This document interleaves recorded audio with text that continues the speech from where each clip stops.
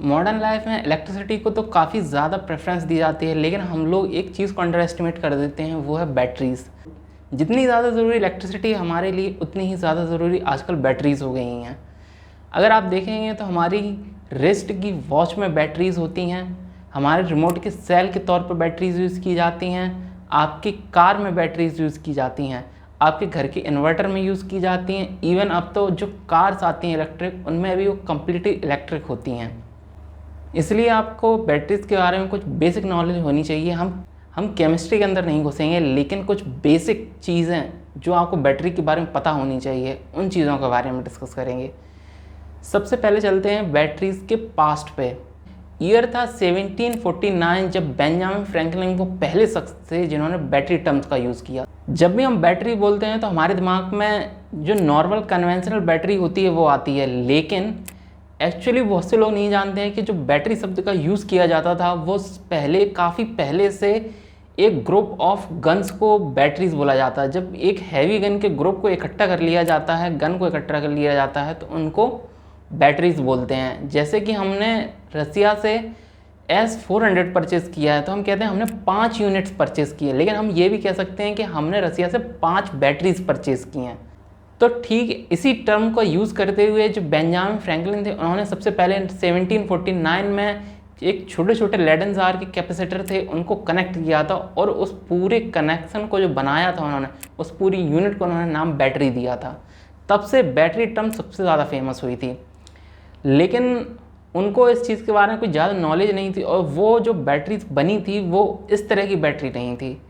उसके बाद 1800 में एक इटालियन वैज्ञानिक एलेसेंड्रो वोल्टा ने एक बैटरी बनाई जिसको उन्होंने वोल्टिक पाइल नाम दिया, लेकिन वो भी इस चीज़ को समझने में काफ़ी हद तक नाकाम रहे। उन्हें लगा कि उन्होंने जो चीज़ इन्वेंट की है वो एक एनर्जी ऑफ सोर्स है जो इन एग्जॉस्टेबल है, लेकिन उनका भ्रम बहुत जल्दी ही टूट गया और उन्हें पता चल गया कि ये कोई एनर्जी ऑफ सोर्स नहीं है। ये जो एनर्जी मिल रही है वो एक केमिकल रिएक्शन की वजह से मिल रही है जो कुछ टाइम बाद ख़त्म हो जाएगी।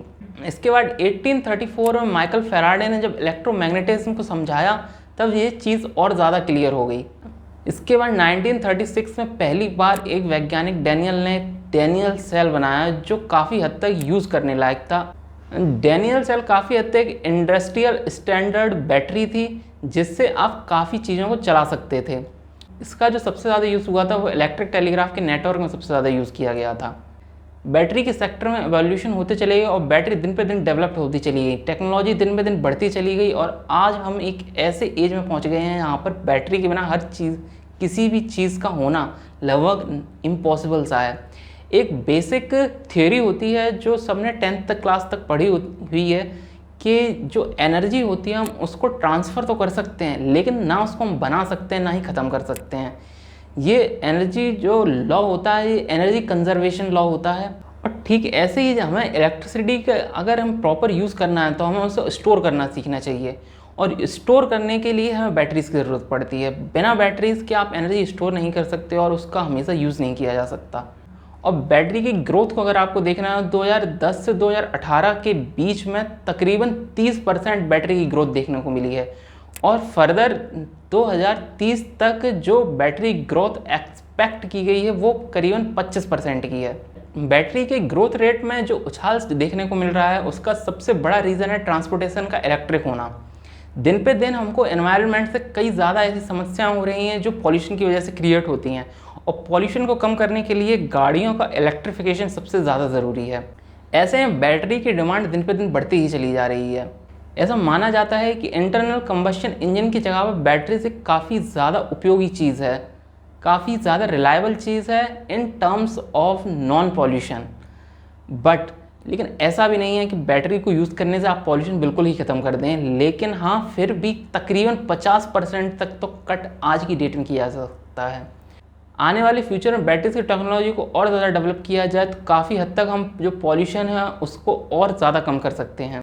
तो बेसिकली आज की डेट में हम दो तरह की बैटरी सबसे ज़्यादा यूज़ करते हैं। एक होती है प्राइमरी बैटरी जिनको हम रिचार्ज नहीं करते, सिर्फ यूज़ एंड थ्रो के केस में यूज़ किया जाता है, जैसे कि आपके रिमोट के सेल, आपके घड़ी का सेल, ऐसी सेल जो सिर्फ एक बार यूज़ होते हैं।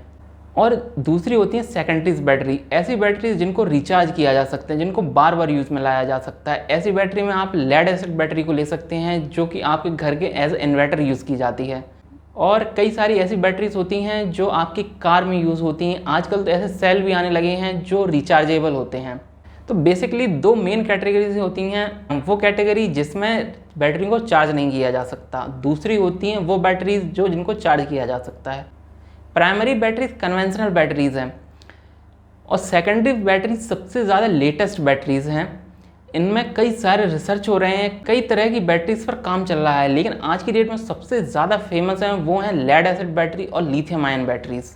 तो सबसे पहले हम आते हैं लेड एसिड बैटरी के ऊपर। लेड एसिड बैटरी कई सारे पॉजिटिव भी हैं, नेगेटिव भी हैं। सबसे बड़ा पॉजिटिव है कि काफ़ी ज़्यादा सस्ती होती हैं, लेकिन इसका कुछ नेगेटिव भी हैं।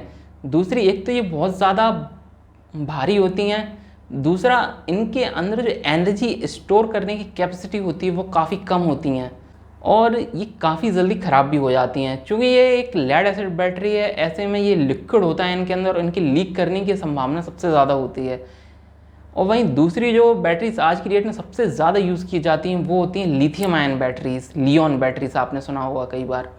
ये आपके मोबाइल में सबसे ज़्यादा यूज़ होती हैं, उसके बाद आपके कार में सबसे ज़्यादा यूज़ होती हैं।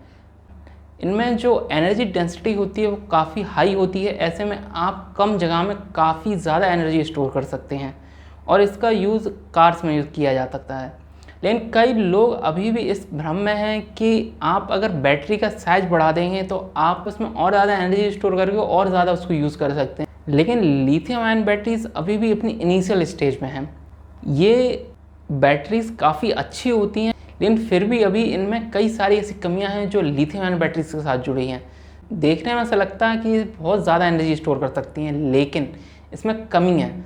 ये चीज़ इतनी ज़्यादा भी बैटरी स्टोर नहीं कर सकती। इस चीज़ को आप as a car, electric car के तौर पे देख सकते हैं। जब आप एक इलेक्ट्रिक कार में देखते हैं तो उसमें सबसे पहले आपके ऊपर आती है रेंज की बात, कि वो एक बार में चार्ज होने में कितनी रेंज देगी कार, और ये डिपेंड करता है कार की बैटरी के ऊपर। एक तो ये बहुत ज़्यादा महंगी है, ऐसे में कुछ लोगों को लगता है कि सिर्फ कार में बैटरी का साइज बढ़ा देने से कार ज़्यादा रेंज दे देगी, लेकिन वो ये भूल जाते हैं कि अगर आप उसका एक लिमिट से ज़्यादा साइज बढ़ा देंगे बैटरी का तो वो रेंज नहीं देगी ज़्यादा, क्योंकि बैटरीज़ का खुद का भी काफ़ी ज़्यादा वज़न होता है और ऐसे में उस वज़न को सपोर्ट देने के लिए हमको चैसी को और ज़्यादा मजबूत बनाना पड़ता है।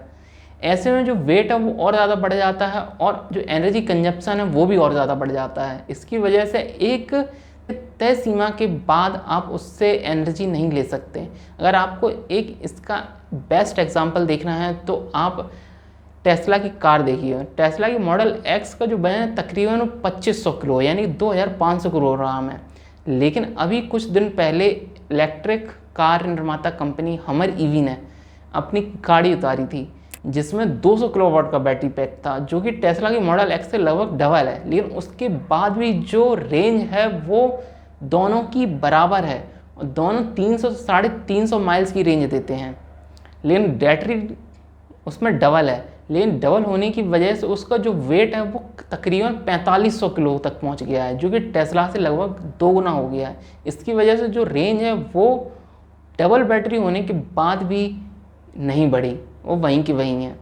अगर लिथियम आयन बैटरीज को देखा जाए तो इसमें एक काफ़ी बड़ा जो रोल निभाया है लिथियम आयन बैटरीज को हमारी डेली लाइफ में लाने के लिए, वो एक तो मोबाइल फ़ोन से निभाया है। लेकिन मोबाइल फ़ोन में काफ़ी छोटी बैटरी आती है और उसमें इतनी ज़्यादा डेवलपमेंट कभी की नहीं गई। लेकिन इसमें सबसे बड़ा रोल था टेस्ला का। टेस्ला ने ना तो लिथियम आयन बैटरीज बनाई, ना उसमें कुछ ऐसा ड्रास्टिक चेंज लाया, लेकिन उन्होंने सिर्फ उसी चीज़ को और ज़्यादा सिंप्लीफाई किया, उसको और ज़्यादा सफिस्टिकेटेड बना दिया। इसकी वजह से जब टेस्ला मार्केट में उतरी तो उन्होंने अपनी जो लिथियम आयन बैटरीज़ हैं उन्हीं पर रिसर्च की, जबकि कई और ऐसी कार कंपनीज हैं जो आज भी एक नेक्स्ट जनरेशन बैटरीज़ के ऊपर रिसर्च कर रही हैं, जबकि टेस्ला की जो रिसर्च होती है वो आज भी लिथियम आयन के ऊपर बेस्ड है।